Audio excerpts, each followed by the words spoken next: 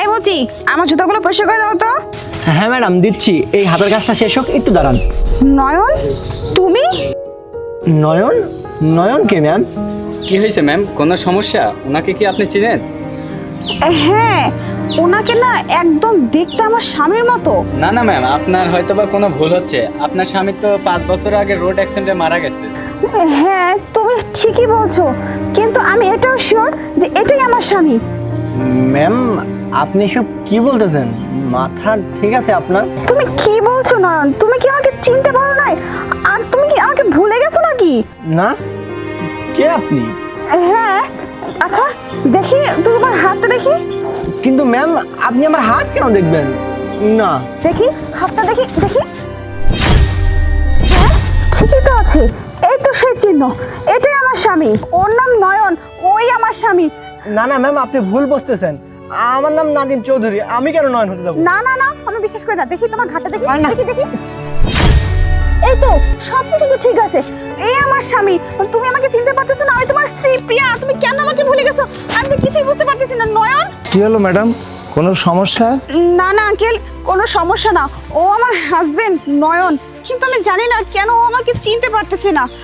আজ থেকে 5 বছর আগে আমি আরও নতুন বিয়ে করে হানিমুনে গিয়েছিলাম কক্সবাজার। ওখান থেকে ফেরার পথে আমাদের বাসটা অ্যাক্সিডেন্ট হয়ে একটা নদীতে পড়ে যায়। ওখানে অনেক মানুষ মারা যায়। সবার লাশ খুঁজে পাওয়া গেল, আমার স্বামী নয়নের লাশটি খুঁজে পাওয়া যায়নি। আমরা তো সবাই ভেবেছিলাম যে ও মারাই গেছে, কিন্তু আজকে যখন ওখানে দেখছি ওকে, ও তো আমাকে চিনতেই পারতেছে না। তাহলে তুমি ওর স্ত্রী? জি।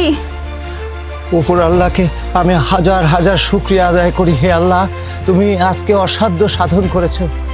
হ্যাঁ মা, এটা যদি তোমার স্বামী হয়, ঠিকই বলেছো। আমি অনেক দিন আগে এই নৌকা ডুবি যখন হয়, তখন আমি ওকে কুড়িয়ে পেয়েছিলাম। আর পাওয়ার পরে আমি অনেক কষ্ট করে ওকে কোনো রকমে আমি আমার বাড়িতে নিয়ে আসি। নিয়ে আসার পরে অনেক চিকিৎসা করে, বিভিন্ন কবিরাজ টবিরাজ লাগিয়ে ওর চিকিৎসা করে আমি যখন সুস্থ করার পরে আমি পেলে পোষে ওকে অনেক দিন আমার বাড়িতে রাখি।